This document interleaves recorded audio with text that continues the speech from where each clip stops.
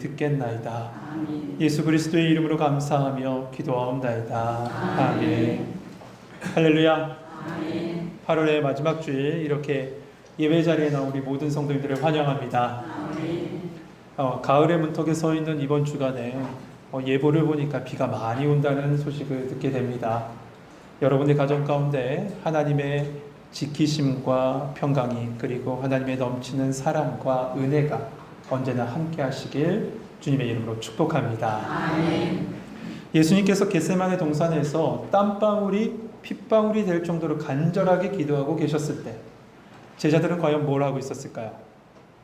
자고 있었습니다. 네, 자고 있었어요. 그런 제자들을 향해서 예수님은 꾸짖지 않으시고 이렇게 말씀하세요. 안타까움을 담아 이렇게 말씀하세요. 너희들은 한시도 깨어있을 수 없느냐? 시험에 들지 않게 깨어있으라. 깨어 기도하라는 말씀이에요. 그럼에도 불구하고 제자들은 여전히 잠에 취해 있었습니다. 예수님께서 모든 기도를 다 마치시고 제자들에게 돌아오셔서 이제 이렇게 말씀하세요. 41절, 42절 말씀인데, 세 번째 오사 그들에게 이르시되 이제는 자고 쉬어라. 그만 되었다. 때가 왔도다. 보라, 인자가 죄인의 손에 팔리느니라. 일어나 함께 가자. 보라, 나를 파는 자가 가까이 왔느니라. 예수님의 말씀은 크게 두 가지입니다. 첫 번째는 때가 왔다라고 말씀하세요. 때가 왔다. 무슨 때일까요? 맞습니다. 십자가 지실 때예요. 여러분, 예수님은 히브리서 13장 8절 말씀 보면 어제나 오늘이나 영원토록 동일하신 하나님이십니다. 아멘. 또한 천년이 하루 같고 하루가 천년 같으신 하나님이세요. 그런 영원하신 하나님이신 예수님이 우리의 시간 속으로 들어오신 거예요. 우리 CCM 찬양 중에 그런 찬양이 있습니다. 당신의 시간을 뚫고 우리 가운데 찾아오셨다라고요. 맞아요. 우리의 시간으로 들어오신 거예요. 그렇다면 왜 하나님이신 예수님이 우리의 시간 속으로 찾아오셨을까요? 왜 우리의 시간으로 찾아오셨을까? 우리를 죄에서 자유하게 하고 우리를 구원하시기 위해서 찾아오신 겁니다. 아멘. 그런데 그 방법이 무엇이었습니까? 바로 십자가에서 우리를 대신해서 죽으심으로, 대속의 어린 양이 되심으로 우리를 구원하신 겁니다. 그래서 에베소서 1장 7절에 이렇게 말하죠. 우리는 그리스도 안에서 그의 은혜의 풍성함을 따라 그의 피로 말미암아 속량 곧 죄사함을 받았느니라. 그 피로, 십자가의 보혈로 우리는 죄사함을 받은 거예요. 이처럼 예수님은 우리를 구원하시기 위해서 우리의 시간 속으로 들어오셨고, 그 시간 속에서 어떻게 하셨냐면 그 때를 위해서, 십자가의 때를 위해서 십자가를 향해서 매 순간 한순간 한순간 한순간 걸어가고 계셨던 겁니다. 고대 그리스인들에게는 시간의 개념을 두 가지 개념을 가지고 있다고 합니다. 여러분 잘 아실 거예요. 하나는 우리가 일상적으로 얘기하는 몇 시, 몇 분, 몇 초, 이렇게 구분하는 일반적인 시간의 개념입니다. 이것을 크로노스라고 얘기해요. 또 다른 하나가 있습니다. 그 시간의 개념은 뭐냐면 특별한 의미를 지닌 시간 혹은 때를 나타내는 단어가 있어요. 그 단어가 카이로스입니다. 모든 시간을 주관하시고 모든 시간은 언제나 현재이신 그 예수님이 우리의 시간, 크로노스의 시간으로 들어오셨어요. 그리고 평생 그 시간 속에서 하나님의 때, 카이로스의 시간을 향해서 예수님은 걸어가셨던 거예요. 한 걸음씩. 그 카이로스의 시간이 언제라고요? 십자가의 때 말이죠. 그래서 예수님께서 지금 말씀하신 겁니다. 때가 되었다라고요. 어떤 때입니까? 하나님의 때, 십자가의 때, 카이로스, 그 시간을 말하는 거죠. 여러분, 우리는 지금 크로노스의 시간 속에 살아가요. 항상 몇 분 몇 초 그 시간 속에서 우리는 살아가고 있죠. 하지만 그 속에 분명히 나를 향한 하나님의 때, 카이로스의 시간이 분명히 있는 줄 믿습니다. 아멘. 나를 향한 시간이 있어요. 그 시간이 바로 사명의 때이고, 궁극적으로 보면 그 시간은 저 하나님의 나라로 들어갈 때입니다. 예수님께서 우리의 시간 속으로 들어오셔서 하나님의 때를 향해서 한 걸음씩 한 걸음씩 걸어가셨듯이 우리 또한 이 유수같이 흘러가는 시간에 그냥 떠나보내는 그 시간 속에 살아가는 것이 아니라 하나님의 그 사명의 시간을 향해서 믿음의 노를 저어가면서 그 시간을 거슬러 하나님의 때를 향해서 걸어가야 될 줄, 그리고 노를 저어가야 될 줄 믿습니다. 그런 성도님 되시길 주님의 이름으로 축복합니다. 두 번째로 예수님께서 말씀하신 것은 일어나 함께 가자라고 말씀하세요. 예수님은 앞으로에 있을 모든 일들을 다 알고 계셨습니다. 알고 계셨음에도 불구하고 제자들에게 말씀하시죠. 일어나 함께 가자고요. 물론 이 순간에 함께 갈 제자는 단 한 명도 없습니다. 단 한 명도 없어요. 그럼에도 불구하고 이 말씀은 모든 제자들에게 후에 큰 힘이 될 겁니다. 왜인지 한번 보시죠. 사도 요한을 제외한 모든 제자들은 거의 다 순교의 자리에 있었습니다. 그 순교의 자리에 섰을 때 무엇을 생각했을까요? 이 예수님의 말씀을 생각했을 거예요. 예수님께서 가신 그 길, 나도 함께 가리라. 일어나 함께 가자. 나 이제 십자가의 길로 가련다. 너희들도 함께 가자. 그 십자가를 향해서 그 마음으로 그들에게 주어진 선교의 잔을 다 받아들였을 겁니다. 그런데 여러분, 일어나 예수님과 함께 걸어가는 그 길 말이죠. 내 의지에 따라서 할 수 있는 것은 아닙니다. 베드로를 보세요. 베드로가 예수님 앞에 뭐라고 얘기했습니까? 다른 사람은 다 버려도 나는 아닐 겁니다. 두고 보십시오. 나는 절대로 그렇지 않습니다. 라고 얘기했던, 자신만만하게 외쳤던, 그렇게 선포했던 베드로. 그러나 그는 다 굴기 전에 3번 예수님을 부인합니다. 그리고 도망가 버려요. 결국 나의 힘으로 예수님을 붙잡고 예수님과 함께 동행하는 건 아닌 것 같아요. 누가 그렇게 살아주셔야 되냐면 성령님께서 내 안에서 힘주시고 성령님께서 나를 그렇게 살아주셔야 돼요. 그러기 위해서 우리가 기도해야 되는 겁니다.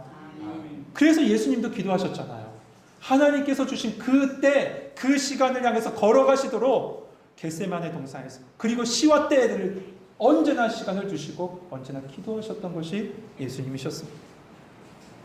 예수님은 지금 자포자기한 심정으로 그래, 일어나 가자, 이렇게 십자가의 길을 받아들이신 것이 아닙니다. 예수님은 죽음과 죄를 정복하기 위해서 야, 우리 함께 일어나 함께 가자, 제자들에게 말씀하고 계신 거예요. 죄와 사망을 정복하시기 위해서 말이에요. 그런데 그때 그 순간에 어떠한 일이 일어납니까? 43절 말씀 같이 한번 읽어볼까요? 같이 읽겠습니다. 시작.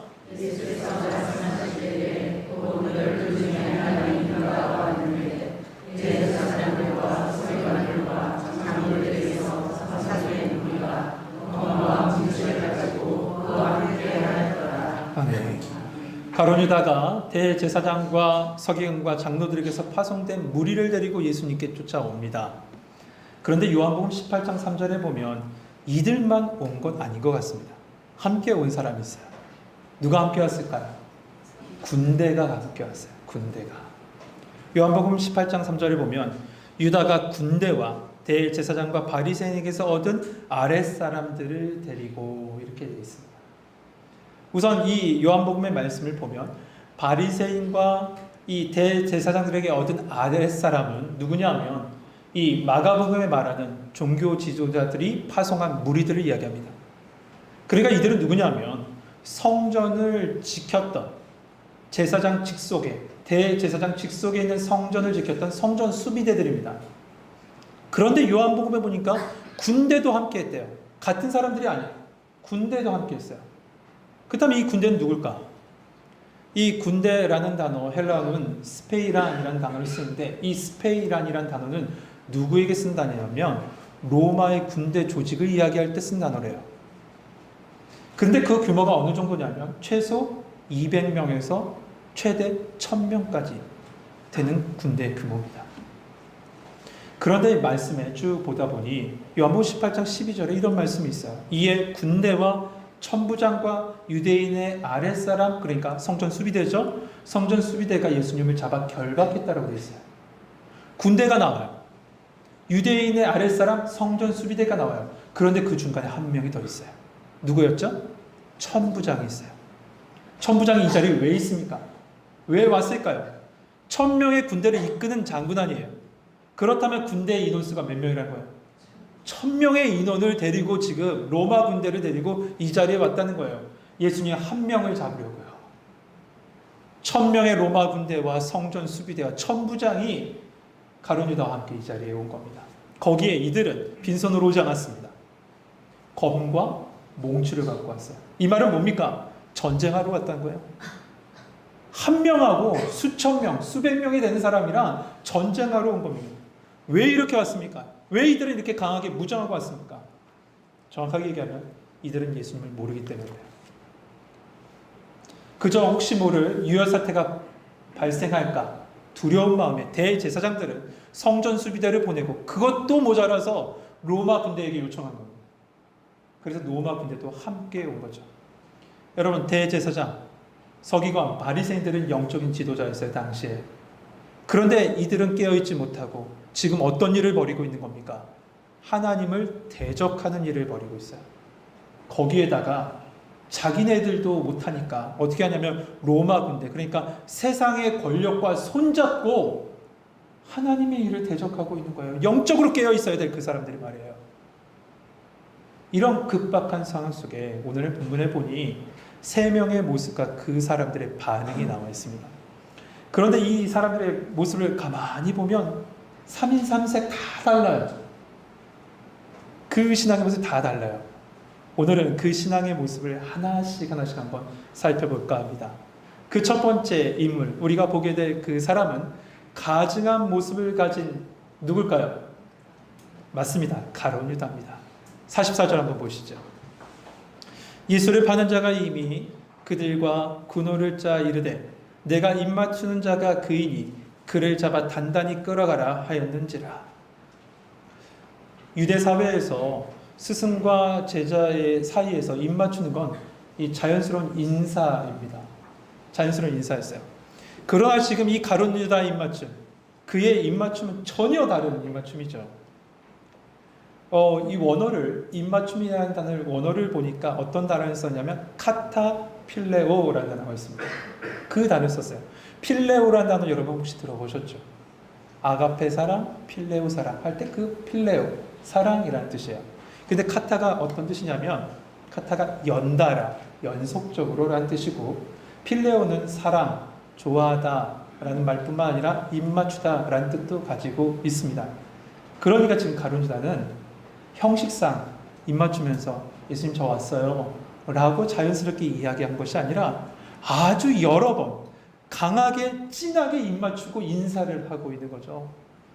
그 모습을 보는 세상 사람들은 어떻게 보겠어요? 객관적인 사람들은 이야, 저 사람 겉보기에는 정말 사랑하는 사람에게, 그 사랑하는 사람에게 사랑 표현, 애정 표현하는 것처럼 보지 않겠습니까?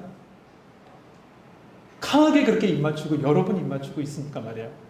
그러나 그 속은 어떻습니까? 예수님을 넘기려는 속셈으로 가득 차 있었어요. 그러다 보니 지금 이 입맞춤은 오버 액션하고 있는 거예요.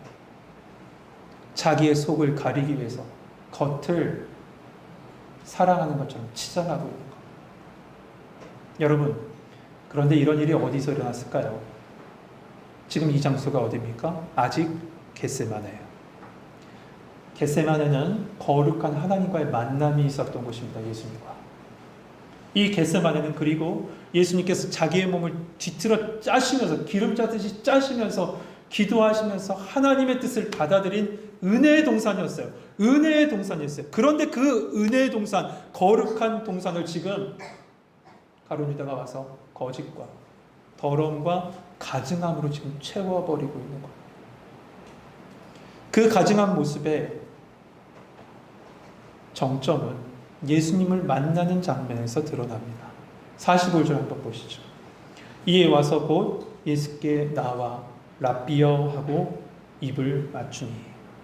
이 입을 맞추다는 말, 아까 제가 말씀드린 대로 카타필레오라는 단어, 연속적으로 짠하게 입 맞춘 거예요. 그러니까 지금 이 가룟 유다 행위를 한번 보시겠습니까? 이런 거예요. 미소를 딱 띄고 있어요. 근데 저는 이 미소가 왜 그 영화 조커에 나온 미소가 생각이 나죠? 정말 그 미소가 생각이 나요. 미소를 딱 띄면 예수님께 쫓아가 나의 최고의 스승님이라고 하면서 가증한 배반의 입맞춤을 막 하고 있는 거예요. 사실 오늘 말씀의 제목을 배반의 입맞춤이라고 했다가 여러 사람을 같이 봐야 되기 때문에 좀 바꿨습니다. 여러분, 예수님 이 상황 모르실까요? 다 아시죠? 가룟 유다의 마음 모르실까요? 다 아세요. 모든 것을 아시는 예수님이 이렇게 다가오는 가룟 유다를 만났을 때 얼마나 괴로우셨을까요? 저의 입장에서 이러한 상황을 겪게 된다면 사실 섬찟한 생각이 듭니다. 분명 저는 나를 죽이려고 오는데 겉은 나를 사랑한다라고 안고 있으니, 입 맞추고 있으니 얼마나 섬찟합니까? 얼마나 당황스럽습니까? 이런 가룟 유다의 모습을 보면 이런 생각까지 들어요. 어떻게 인간으로서 저렇게까지 할 수 있냐? 어떻게 인간으로서 저렇게 밑바닥까지 떨어질 수 있느냐? 라는 생각이 들지만, 그러나 성도 여러분, 그 모습이 우리가 아니 되라는 법은 없습니다. 예수님을 입술로 고백하고 신앙 좋은 척 행동하지만 속으로는 자기의 입속을 챙기는 가증한 모습 말이에요. 그런데 이런 유다의 가증한 배신에 예수님은 어떻게 하셨을까요? 마태복음 26장 50절에 보면 이렇게 말씀합니다. 예수께서 이르시되 친구여 내가 무엇을 하려고 왔는지 행하라 하신대. 이에 그들이 나와 예수께 손을 대어 잡는지라. 예수님은 끝까지 가룟 유다를 향해 친구여라고 불러주십니다. 이렇게 예수님께서 가룟 유다를 향해 친구여라고 불러주셨다는 이거예요. 그래, 너는 나를 배반할 걸 다 안다. 그러나 나는 너를 버리지 않을 거야. 그러나 나는 너를 버리지 않을 거야. 주님이 말씀하시는 것이죠. 여러분, 세상의 사랑은요, 상황과 환경과 대상과 반응에 따라 변하는 게 세상의 사랑입니다. 여러분 다 겪어보셨잖아요. 다 그런 사랑이에요. 그러나 예수님의 사랑은 어떤 사랑이냐? 끝까지 사랑입니다. 우리 같이 한번 고백할까요? 예수님의 사랑은 끝까지 사랑입니다. 요한복음 13장 1절에 분명히 말씀하죠. 세상에 있는 자기 사람들을 사랑하시되 어떻게 사랑하셨다고요? 끝까지 사랑하시니라. 할렐루야. 아멘. 이 끝까지란 말이 헬라어로 보니까 에이스텔로스라는 단어를 쓰는데, 이 단어는 이런 뜻입니다. 시간적으로는 영원하고 양적으로는 넘쳐 흐를 만큼 풍성함이란 뜻을 가져요. 영원하고 풍성한 사랑이에요. 결국 완전한 사랑으로 우리를 품으셨다고요. 그렇게 우리를 안아주신 거예요. 지금 가룟 유다도 그렇게 안고 계세요. 지금 예수님께서 그 가증한 신앙의 모습을 가지고 있는 가룟 유다조차도 그렇게 사랑으로 품고 계세요. 그렇다면 그는 돌아가기만 하면 돼요. 그런데 그걸 못했네요, 가룟 유다가. 그걸 못했어요. 가룟 유다의 신앙의 모습 속에서 우리가 본 첫 번째 신앙의 모습이 보여집니다. 가증한 신앙의 모습 말이죠. 두 번째, 예수님께서 그렇게 잡히시게 되자 두 번째 사람이 등장해요. 47절 말씀 같이 한번 읽어볼까요? 47절 같이 읽겠습니다. 시작.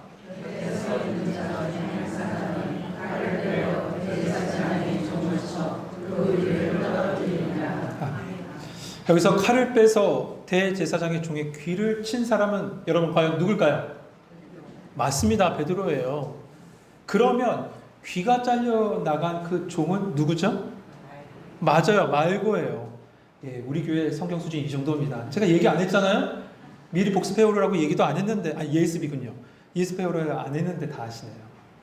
요한복음 18장 10절의 말씀에 보면 검을 친 자는 베드로로, 그리고 귀가 잘려 나간 종은 말고라고 분명히 나와 있습니다. 그렇다면 왜 마가복음에서는 베드로라고 밝히지 않고 곁에 서 있는 자 중에 하나라고 이렇게 밝히고 있을까요? 여러분, 마가복음은 누가 썼을까요? 잘 아시네요. 맞습니다. 마가가 썼어요.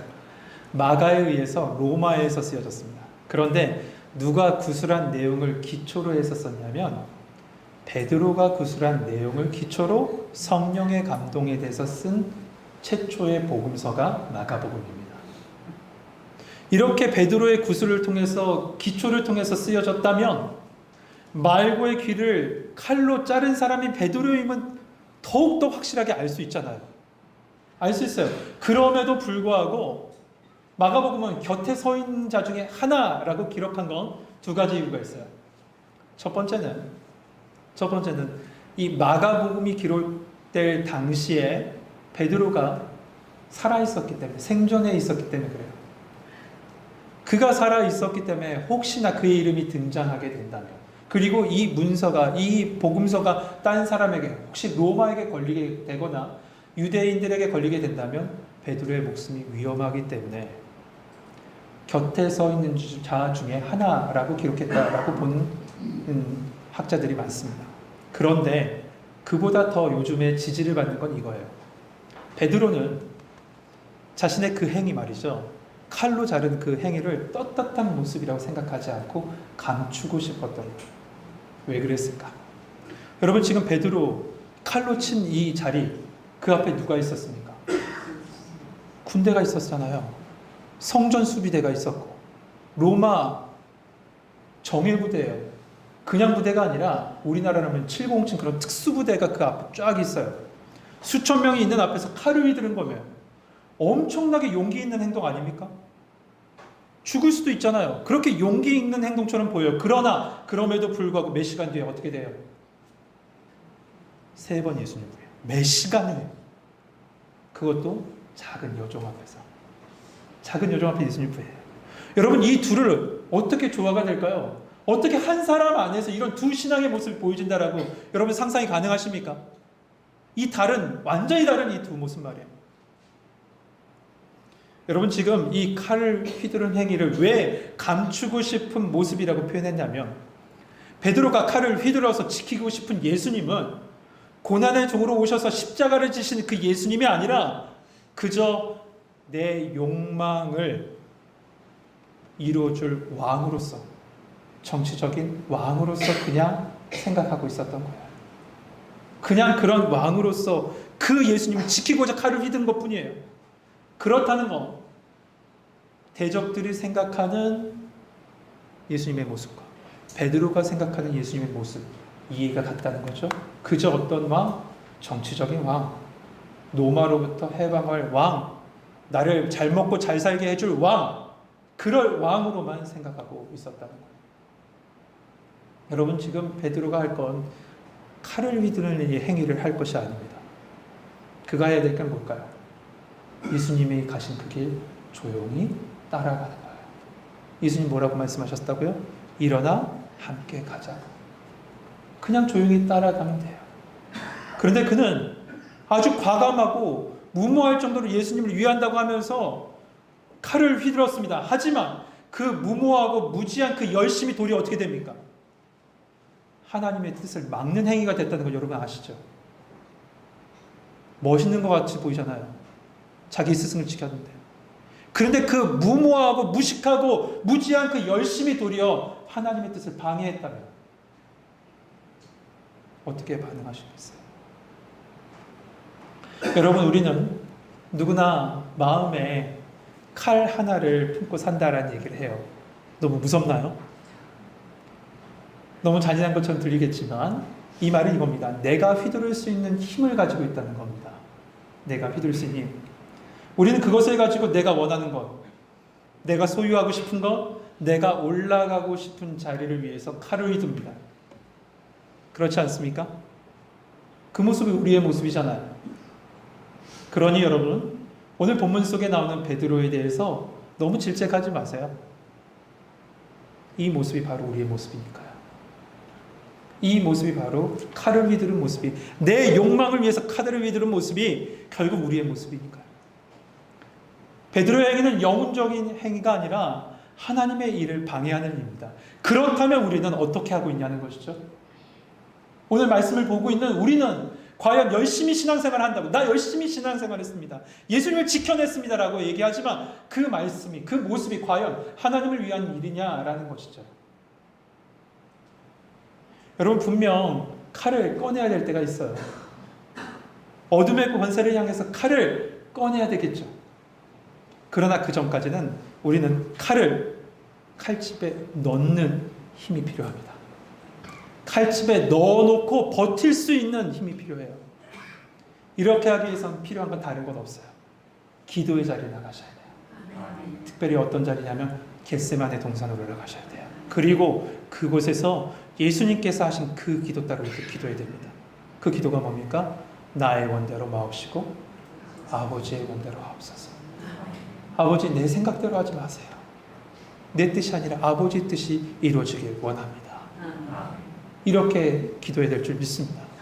그때 내 욕망을 위해서 칼을 휘두르는 것이 아니라 하나님 나라와 하나님의 영광을 위해서 귀하게 쓰임받는 우리 성도님 될 줄 믿습니다.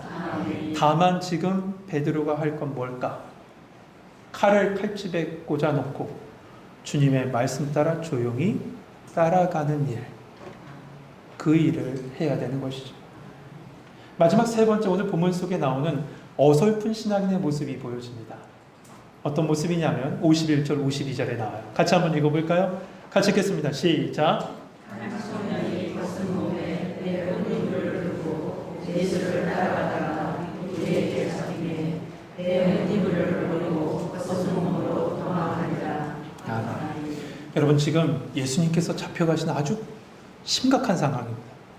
아주 급박한 상황이기도 하고요. 그런데 이렇게 심각한 상황에 옷이 벗겨진 채 도망간 청년의 이야기가 나와요. 왜 갑자기 이 이야기가 등장했을까요? 이 말씀은 마가복음에만 나옵니다. 마가복음에만. 그렇다면 여러분, 여기서 문제. 이렇게 옷 이불을 버려두고 알몸으로 도망간 청년은 누굴까요? 맞습니다. 잘하시네요. 마가 자신이었어요. 마가는 지금 예수님께서 잡히시는 그 자리에 나도 있었습니다. 나도 그 자리에 있었습니다. 라고 인증샷을 글로 이 자리에 남겨놓은 거예요. 나도 그 자리에 있었습니다. 라는 거예요. 여러분, 이탈리아에 가면 빼놓지 않고 가는 여행지, 그런 여행지가 있죠. 어디냐면 성 베드로 성당. 여러분 아시나요? 네, 그 성 베드로 성당에 가면 피에타라는 조각상이 있습니다. 이 작품은 누가 만들었냐면 미켈란젤로가 만들었습니다. 그런데 당시 미켈란젤로는 이 유명한 작가가 아니었어요. 거의 무명에 가까운 작가면서 조각가면서 화가였습니다. 그래서 사람들이 피에타를 보고 나서도 이것이 미켈란젤로가 만든 조각품인지를 사람들이 믿질 않았어요. 믿지 않으니 미켈란젤로가 어떻게 했어요? 화가 났어요. 화가 났어요. 그래서 미켈란젤로가 어떤 일을 했냐면 그 완성된 그 피에타에다가 그 마리아의 옷주름에 자기 이름을 새겼어요. 여러분 지금 가보세요. 거기에 미켈란젤로라고 써 있습니다. 읽으실지는 모르겠지만 멀리 있어서. 그런데 한번 가서 한번 보십시오. 근데 나중에 한번 확인하러 가실 때 꼭 혼자 가지 마시고 절 데리고 가세요. 이처럼 이 마가도 자신이 그 자리에 있었습니다 라고 글로 남겨놓은 거예요. 여러분, 예수님께서 최후의 만찬을 하신 곳이 어디입니까? 마가의 다락방이었습니다. 가룟 유다가 거기 있다가 예수님을 팔려고 나갔습니다. 그렇다면 가룟 유다가 군대를 데리고 성전 수비대를 데리고 천부장을 데리고 처음 예수님을 잡으러 온 곳은 과연 어딜까요? 당연히 마가의 다락방이죠. 마가의 다락방이에요. 그러나 그곳에 안 계시자 겟세마네를 향해 이 가룟 유다가 간 겁니다. 그렇다면 가룟 유다는 이 겟세마네에 예수님께서 계신 걸 어떻게 알았을까요? 어떻게 알았을까요? 맞아요. 요한복음 18장 2절에 나와 있습니다. 뭐라고 나와 있냐면 그곳은 가끔 예수님께서 제자들과 모이신 곳이므로 예수를 파는 유다도 그곳을 알더라 라고 되어 있어요. 그러니까 가룟 유다가 군대를 데리고 맨 처음에 마가의 다락방에 왔는데 안 계신 거예요. 여기 안 계시네? 그러면 어디 계실까? 겟세마네로 가셨구나. 그래서 군대를 이끌고 그 자리에 간 겁니다.